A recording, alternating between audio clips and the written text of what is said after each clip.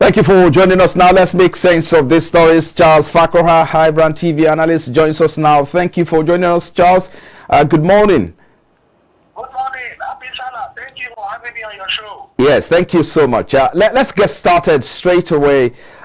Looking at the Lcci position about the forest scarcity and the fact that it has impacted on energy costs.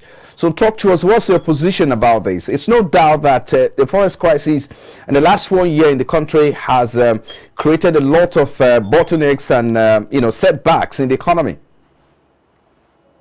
Yes, like you have said, for any manufacturing to thrive in any country, then the government has to intervene.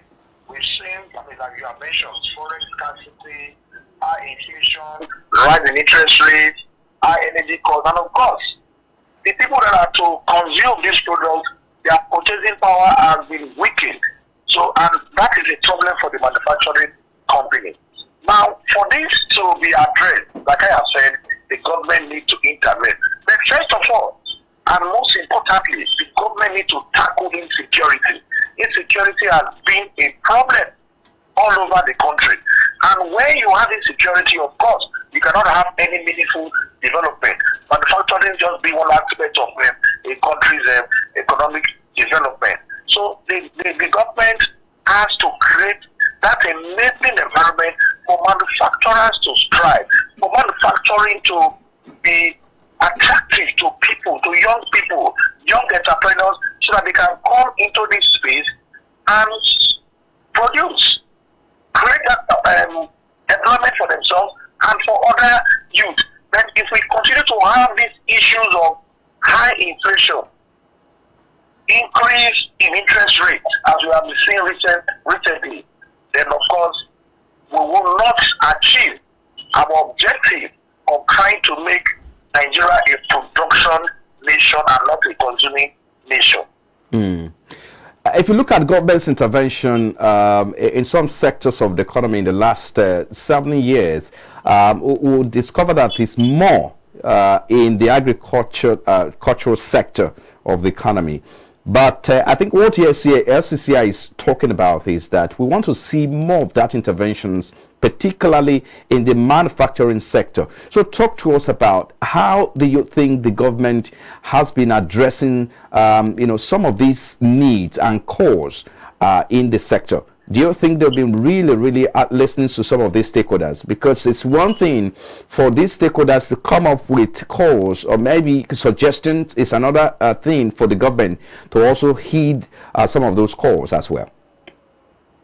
Yes, we must commend this association, the Lcci and others, because they are the ones who are operating in this sector and they are feeling the heat there. So for them, calling out for the government is a genuine call. Yes, the government has intervened, like you have said, mostly the agricultural sector, but we want to see more intervention in the manufacturing sector because we need to add value to our raw materials for we to derive the maximum revenues that is expected.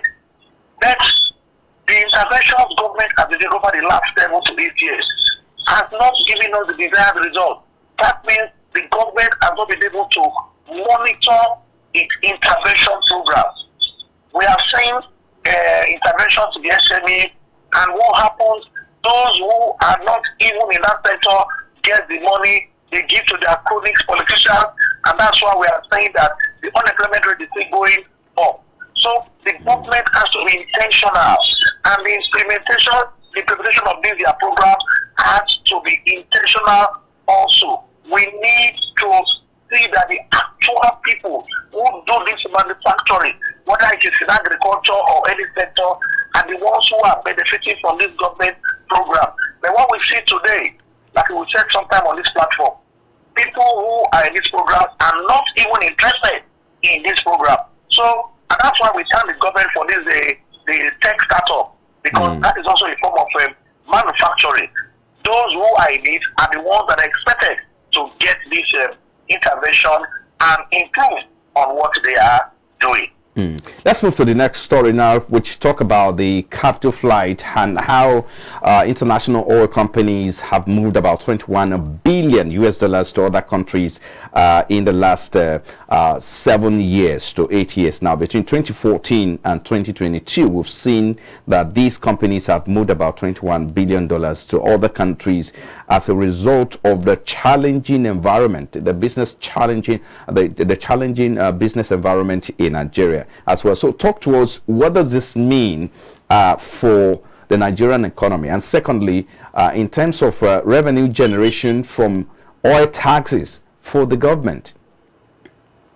Yes, let's look at it like you have said, first of all, from the impact on the economy. Of course, when you have these international oil companies that come with their technology, with their funds, and they are now moving to other countries, of course, it's going to affect our unemployment status. It's going to increase. Most of our petrol engineers, geologists, chemical engineers, petroleum chemists, of course, will be unemployed. And once you are unemployed, of course, you are not functioning. Then the technology transfer. If this country, if these IOCs were operating in Nigeria, we will have seen the impact on our environment, and of course, we will see more and more of the local oil companies benefiting from these IOCs that are operating here. You know, of course, we talk of the local content development. However, with these companies moving their investment to other countries, the impact is very, very severe again when you talk about revenue generation. Because if they are operating in Nigeria here, of course, there will be royalty they will pay to the federal government, and at the same time, they will be able to develop some of the deep sea water oil deposits, oil reserves that are there. And this will go a long way in improving our technology in terms of oil exploration and production. So but with the introduction of the Petroleum Industry Act, we believe some of these challenges will be taken care of, because that act tends to solve some of these problems that are making the IOC to leave the country. So we just believe that when the IOC is fully operational, we will see a better implementation, and of course, that will attract more and more IOC to come back to the country. And of course, with the use of local content development, we will see an effective and seamless transfer of this technology to our local oil companies.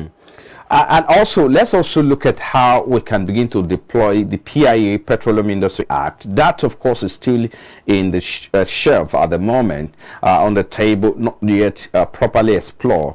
I remember that the government suspended the implementation of the PIA as a result of the subsidy suspension, the removal of subsidy that was suspended to June this year. So talk to us, how well should we begin to look at or bring the PIA into the conversation so as to attract more foreign investment in that direction? Yes. Well, we must say the government was practical in trying to say, yes, before we begin to implement PIA, which is already law, we need to do our own homework. And the first thing they are doing is to remove the oil subsidy. They are giving a date, and of course, we believe that on that date, we will see the PIA coming into function. Yes, the PIA will address even oil tax, because there will be proper measure and regulation in terms of the quantity of oil that we exploit from the ground and what we also export. There will also be value addition, you know, in terms of our oil exploration. So the PIA being on board will go a long way in ensuring that Nigeria gets the necessary revenue that is expected from its oil reserves. All right, let's move away from the to next story now. Talking about the unemployment rates. It's been quite a while that the National Bureau of Statistics released unemployment statistic, and that was in 2020, when the rate of unemployment was around between 30 and 33%. Although they've come out recently, and that's what this story is talking about, that they will release unemployment rate by by May this year.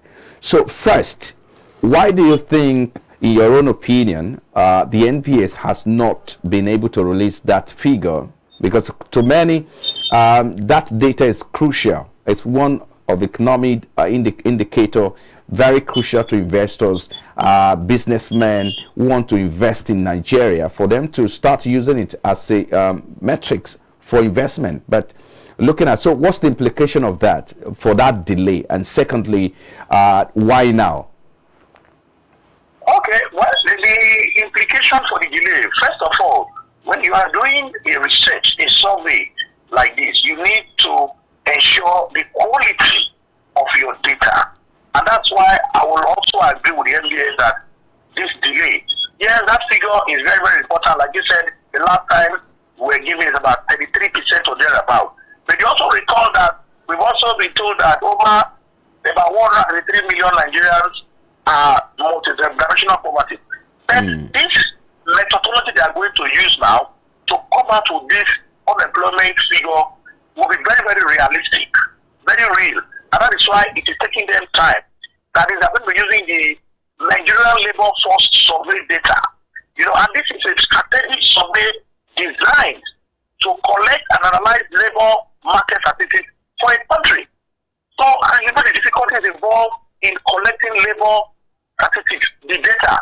So, the NBS has to do a lot of work to ensure that when this data is out, it actually reflects the true position of the unemployment situation in the country. And like you have said, this will now aid foreign investors and even local domestic investors on how to plan in terms of investing in our country. So data is key, not just data for the sake of data, but the quality of this data must be top-notch for it to enhance effective planning for economic development. Okay.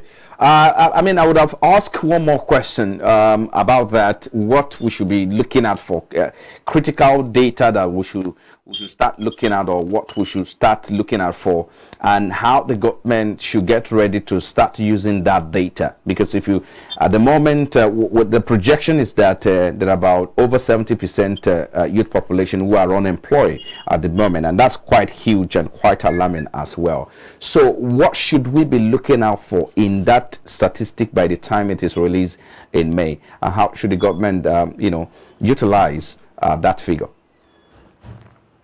Well, we are still using the latest one, which is the 30%. I believe when this one comes out, it will be more than that. But of course, it's obvious for us to wait for the Bureau to come out. Once that data is housed, of course, what will the Nigerian companies be looking at? How to expand their operations, how to add value to this teeming population, how to begin to see that what they produce is of international standard. Because the more you export, the more you need more labor to work for you. So, looking at this data and, of course, looking at the implication in terms of security, the Nigerian government, in collaboration with the organized service sector, will be looking at areas in which to create more employment for these our teeming youth. Because they say the idle mind is the devil's workshop. Once these youths are actively engaged and involved in terms of production processes, of course, we'll see reduction in criminal activities and, of course, insecurity. So the government and the organized service sector must come together to see how that productive base should be expanded to accommodate these teeming unemployed youths. Okay, let's take a look at the last story before we go. That's about mushroom. Where people really do not, give attention to mushroom cultivation. Of course, the professor actually came out with his own opinion and his finding, and is that urging the federal government to create an opportunity for farmers to embrace mushroom cultivation to serve as alternative means of farming and income generation for the country. And if you look at the global mushroom projection, according to a report, that it is worth 50.3 billion. As of 2021, the global mushroom market size was valued at 50.3 billion, and is supposed to expand to 9.37% in 2022 to 9.7% in 2030. That's what the report is saying. So talk to us. How do you think Nigeria can position for a share in this global market? Yes, thank you very much. I agree with you to say that mushroom farming is not that popular in the country. However, you should note that mushroom farming is what we call fungi agriculture. That is mushroom. You know, being a science student, did some biology, I know that mushroom is a waste in terms of growing in waste food. Then it has a lot of benefits. And we have the climate here for it to be cultivated. It is just for the government to do more research, like the professor has said, you know, create that awareness so that even young people, we're talking of unemployment situation, young people can be trained on this mushroom farming as a means of empowerment. And when they understand how to cultivate mushroom, the benefits that are very enormous. Because even on a small scale basis, the small farmer growing mushroom can make 2 million naira every quarter or every 3 months. You can make that amount of money. And of course, that is enough to empower some of our youth. Then it's not just cultivating the mushroom for the sake of cultivating it. Consumption of the mushroom should also be encouraged because we have seen that it has a lot of health benefits. Okay. You know, we've been told by experts that it's also, it contains a lot of potassium and less of sodium. Okay. It's also good for blood pressure, and of course, in terms of our fertility for the male, it's also very, very good. So the government should create that environment for more young people to get into mushroom farming, provide the machinery, and also provide the I think for it. Yeah, I think we'll have to leave it there. It's an opportunity, well, I say big market there, but Nigeria is really tapping into that market. Thank you for your time, Charles Fakroha, IBrandTV analyst. We appreciate your time. Have a great day. Thank you for having me. You're still watching Business Breakfast, broadcasting live from us today. So we'll take a break now. When we return, we'll head straight to the equities market and look at the sentiment driving the market as market capitalization went up by 93 billion at the end of trading section on Thursday. But that's our focus next. Please stay with us.